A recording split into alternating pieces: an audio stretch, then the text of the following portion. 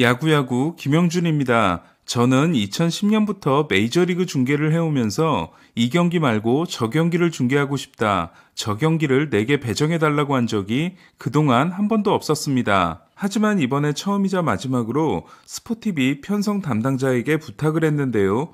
박효준의 개막전 로스터 가능성이 높으니 피츠버그 개막전을 중계하면 어떻겠냐고 말이죠. 편성 담당자가 흔쾌히 허락을 하고 나니 되려 혹시 로스터에 못 들면 어떡하지라는 걱정이 되기 시작했는데요. 하지만 시범 경기에서 꽤 높은 레벨의 선수들을 상대로 20타수 6안타에 홈런 2개 2루타 하나, 타율 3할, 출루율 3할 3푼 3리, 장타율 0.650을 기록한 박효준은 유망주들 간의 치열한 경쟁이 이루어졌던 피츠버그의 개막 로스터를 뚫는 데 성공했습니다. 박효준의 개막전 로스터 진입에는 데릭 쉘턴 감독의 선수단 구성도 도움이 됐는데요. 4월 한 달 동안 액티브 로스터를 26명에서 28명으로 늘려주고 투수 13명, 야수 13명의 제한도 없애주자 많은 팀들이 야수 12명, 투수 16명으로 야수의 숫자를 줄이고 투수의 숫자를 늘린 반면 테스트를 해야 할 야수가 많은 피츠버그는 야수 14명, 투수 14명으로 가기로 한 겁니다.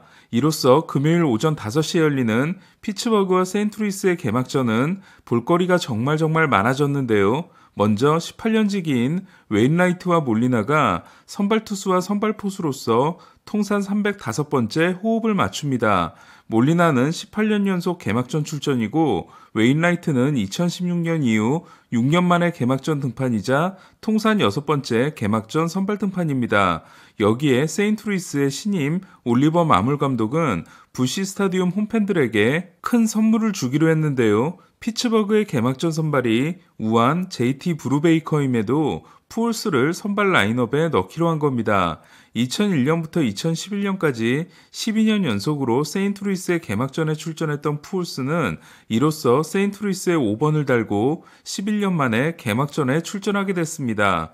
한편 푸올스는 얼마 전 뇌종양 수술을 받은 부인과 이혼 소송을 시작했다는 소식입니다. 둘은 메이저리그의 소문난 인꼬 부부였기에 좀 놀라운 소식입니다. 다시 박효준 선수 이야기로 돌아와서 개막전이 열리는 현지 시간 4월 7일은 박효준에게는 26번째 생일에 해당되는 날인데요. 과연 박효준은 본인의 생일에 생애 첫 개막전 출전을 할 수 있을까요? 선발 이루수 경쟁을 하는 선수는 우타자이자 지난 시즌 중반 양키스에서 함께 건너온 디에고 카스티오입니다. 상대 선발이 우한 웨인라이트이기 때문에 좌타자인 박효준이 선발 이루수가 될 가능성은 충분하다고 생각합니다. 박효준은 예전에 정말 많이 썼던 표현이죠. 그야말로 의지의 한국인이라고 할 수 있는데요. 아마추어 신분으로 건너가 메이저리그 데뷔에 성공한 한국인 야수는 최희섭, 추신수, 최지만, 박효준 4명입니다.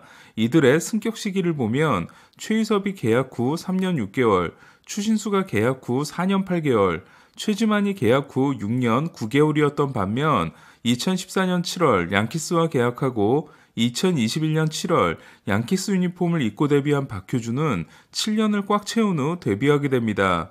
재밌는 건 앞선 선배들이 모두 계약을 한 팀이 아닌 다른 팀으로 이적한 후에 자리를 잡았다는 건데요. 컵스와 계약했지만 플로리다를 거쳐 다저스에서 풀타임 시즌을 뛴 최희섭은 물론이고 우익수 자리에 이치로가 있다 보니 2006년 7월 클리브랜드로 트레이드된 추신수는 토미존 수술에서 회복하는 2008년 6월이 되어서야 자리를 잡았고 시애틀에 포수로 입단했던 최지만도 에인절스, 양키스, 미러키를 거쳐 2018년 6월 템파베이에 도착하고 나서야 케빈 캐시 감독의 남자가 됩니다. 그러니까 추신수는 클리브랜드의 자리를 잡기 전까지 거의 8년, 최지만도 9년이 걸린 셈인데요. 박효준이 개막 로스터 진입을 시작으로 새로 출발하는 팀인 피츠버그에서 이대로 자리를 잡게 된다면 역시 8년이 걸린 셈이 됩니다. 박효준은 인고의 세월 동안 갈고 닦은 실력으로 메이저리그에 눌러앉을 수 있을까요? 제가 네이버 MLB쇼에서 직접 만나본 그리고 승용님을 통해 전해들은 의지라면 충분히 가능하다고 생각합니다. 그럼 다른 소식들도 전해드리겠습니다. 개막을 3일 앞두고 반가운 소식이 하나 더 들어왔는데요. 그동안 스프링 캠프에서 25타수 8안타 4볼넷, 타율 3할 2푼, 출루율 4할 3푼 3리를 기록했지만 홈런이 없어 아쉬웠던 김하성 선수가 텍사스와의 시범 경기에서 첫 3루타와 첫 홈런을 터뜨렸습니다. 특히 홈런은 센터 방향으로 날아간 김하성에게는 보기 드문 홈런이었는데요. 또한 김하성은 류현진의 개막전 상대인 한국계 데인 더닝을 상대로도 좌중간을 가르는 3루타를 때려냈습니다.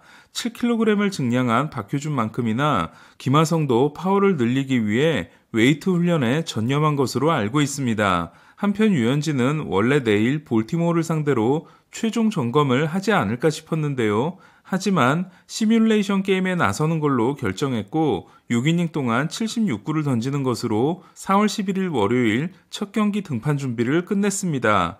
류현진 대 데인 더닝, 류현진 대 코리 시거, 류현진 대 마커스 시미언의 시즌 첫 등판도 볼거리가 아주 풍성합니다. 갈비뼈에 스트레스 골절이 있었던 크리스 세일은 회복이 더딘 모양인데요. 이에 60일 부상자 명단에 오름으로써 최소 첫 2달을 놓치게 됐습니다. 한편 보스턴은 올 시즌 후 옵트아웃 권리가 있는 젠더 보가츠, 그리고 내년 시즌이 끝나면 FA가 되는 라파엘 데버스와 연장 계약을 논의했지만 개막전 합의는 이루지 못했다고 합니다. 보가츠가 옵트아웃 없이 보스턴에 남게 되면 트레이 터너의 몸값은 더 올라가겠네요. 크리스 세일이 60일 부상자 명단에 오른 반면 애틀란타는 지난해 7월 무릎 인대를 다쳤던 로날드 아쿠냐를 10일 부상자 명단에 올렸는데요. 이는 애틀란타가 아쿠냐를 5월 초에 지명타자로 복귀시킬 계획이기 때문에 60일 부상자 명단에 올리면 2달 동안 돌아올 수 없기 때문입니다. 샌디에고는 매치와 딜이 깨진 후에도 크리스 패덱 트레이드를 진행하고 있다고 하는데요. 패덱은 2019년 26경기에서 9승 7패 3.33을 기록하는 인상적인 데뷔를 했지만 브레이킹볼 없는 체인지업 우완의 한계를 드러내며 2020년 12경기 4승 7패 4.73, 지난해 23경기 7승 7패 5.07에 그친 바 있습니다. 지난해 샌디에고 중계를 하면서 패덱은 불펜으로 가는 게 낫다는 말씀을 수차례 드린 바 있는데요. 새로운 팀으로 가더라도 커브나 슬라이더의 장착 없이는 선발로는 어렵지 않을까 합니다. 이번 영상은 여기까지입니다. 야구야구 김영준이었습니다.